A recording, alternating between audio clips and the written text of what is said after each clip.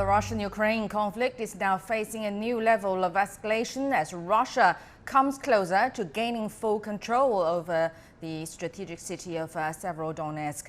Meanwhile, U.S. President Joe Biden has announced Washington will send advanced longer-range rocket systems to Ukraine. And the move has angered Russia, with Kremlin spokesperson Dmitry Peskov accusing the U.S. of fueling the conflict. He also said Moscow did not trust Kyiv's assurances that the systems would not be used to attack Russia. Philip Crowther has more from Lviv.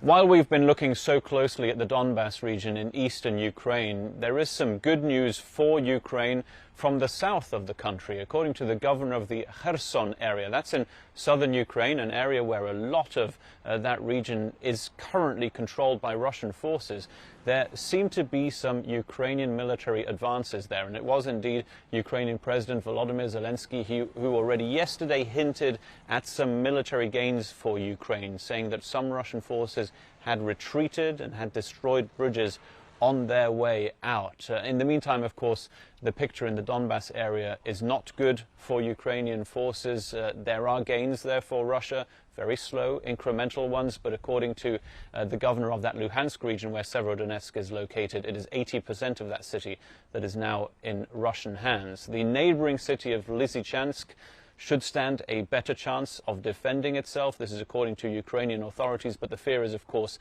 that it could be next. In the meantime, it's a race against time, really, on both sides. Russia wants to get as much of that Donbas region under its control before more heavy weapons, more advanced weapon systems reach that front line from the west. And of course, the race against time for Ukraine is to get those weapons there as quickly as possible. And there have, of course, been these announcements from Germany and the United States that more advanced weapon systems are indeed coming to Ukraine. It'll take a while to get them into the country. It'll take a while longer to get them to the front line.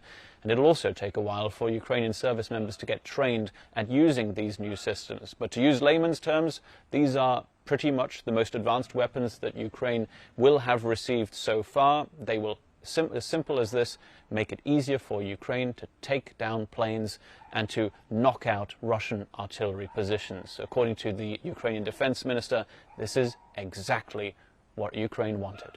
Philip Crowther, Associated Press for CGTN in Lviv, Ukraine.